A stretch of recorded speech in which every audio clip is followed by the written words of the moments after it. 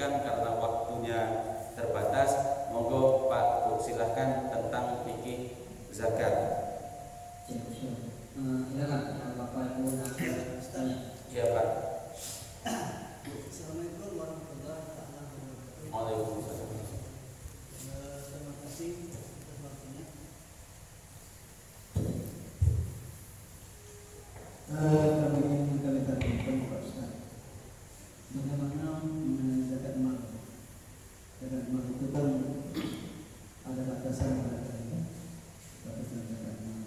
Kemudian misalnya kalau saya uang 100 juta misalnya, tahun ini sudah saya keluarkan zakatnya, namun uang itu tidak bertambah, mantap 1 juta. Apakah tahun depan itu kita keluarkan juga zakat malnya atau tidak?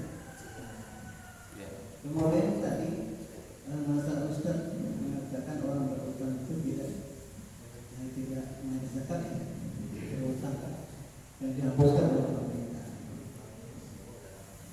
Karena kategori zakat orang berutang itu bukan berarti orang beli rumah tidak bayar.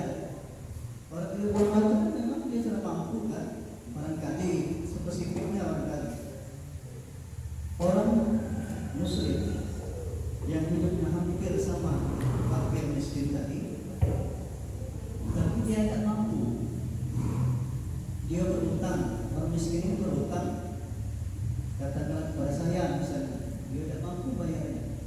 Nah, barangkali itu yang dibebaskan.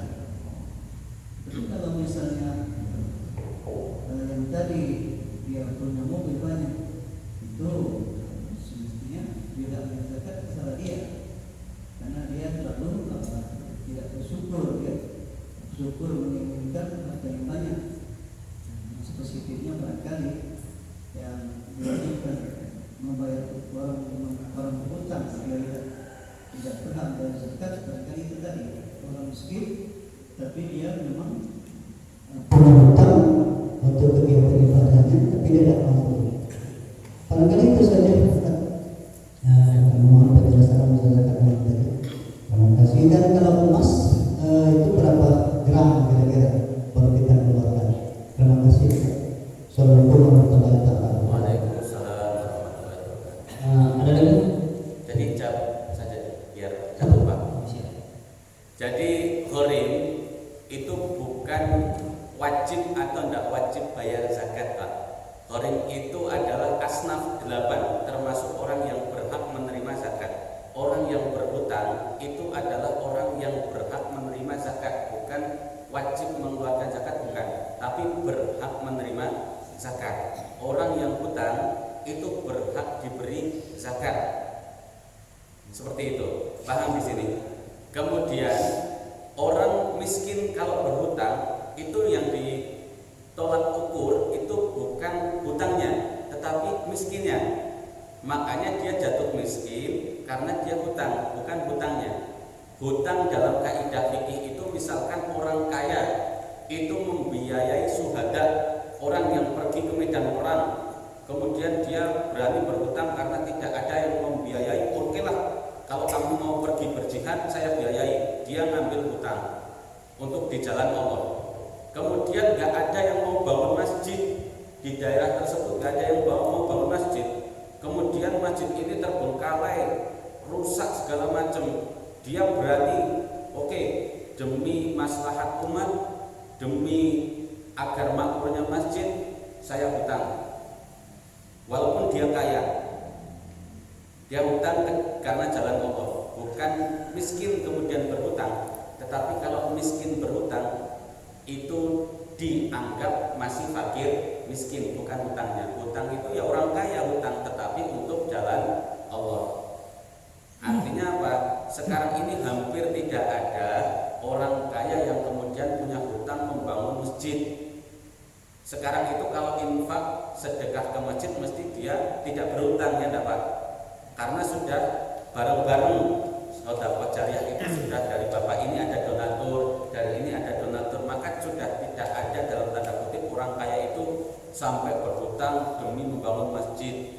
Kemudian ada orang yang mau pergi berperang dibiayai, sudah hampir tidak ada, makanya dihapuskan asnaf goreng di Indonesia.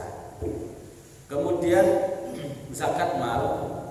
Zakat mal itu yang pertama emas, yang kedua perak, yang ketiga tabungan, yang terbaru itu adalah zakat profesi. Yang pertama itu emas. Yang namanya zakat mal itu ada ketentuan, ada nisab. Nisab itu batas di mana ketika harta itu sudah sampai batasnya maka harus dikeluarkan. Itu nisab namanya. Kemudian ada batas waktunya. Batas waktu namanya haul. Kalau harta tersebut sudah sampai batas jumlah, kemudian sudah disimpan haul selama 1 tahun, sudah dikeluarkan wajib zakat. Emas berapa ukurannya? Emas itu sebanyak 85 gram emas. Dan yang wajib dizakati itu emas simpanan, emas murni, bukan emas perhiasan. Kalau emas perhiasan itu tidak wajib dizakati. Yang wajib dizakati adalah emas simpanan, kadarnya yang 24 karat. Bukan emas murni dari Jawa, bukan. Emas itu.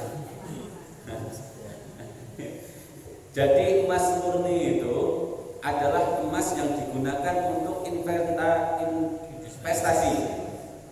Digunakan untuk investasi. Kita niatkan untuk investasi, maka niat tersebut sudah menjadi salah satu tolak ukur wajib dikeluarkan zakat kalau emas tersebut sampai nisabnya 85 gram. Di masjid 85 gram Pak ya, harus diingat 85, nanti keluar di sini kebalik 58. 85 gram emas disimpan selama 1 tahun, maka wajib dikeluarkan zakat. Berapa zakatnya? 2,5%. 2,5% ini wajibnya, minimalnya. Kalau misalkan mau 10 gram, boleh apa enggak? Atau 10%-nya boleh apa enggak? Ya boleh, silakan, lebih baik berarti. Misalkan punya 85 gram emas, kemudian 2,5%-nya berapa? Coba dihitung berapa itu. Misalkan sekian, tidak lebih dari 5 gram. Kok mau zakatnya dikeluarkan 15 gram? Ya silakan. Yang penting jangan sampai kurang dari minimal 2,5%. 2,5%. Keluar zakatnya 2,5%. Tetapi di sini perlu jadi catatan juga, haulnya atau jumlah tahun 1 tahunnya itu menurut kalender Hijriah, bukan kalender Masehi. Jadi bukan hitungannya, bukan beli Desember kemudian sampai Januari, bukan, atau sampai Desember lagi, bukan. Tetapi hitungannya misalkan bulan Muharram beli sampai bulan Muharram lagi, atau sampai bulan yang ke-12, bulan Dzulhijjah.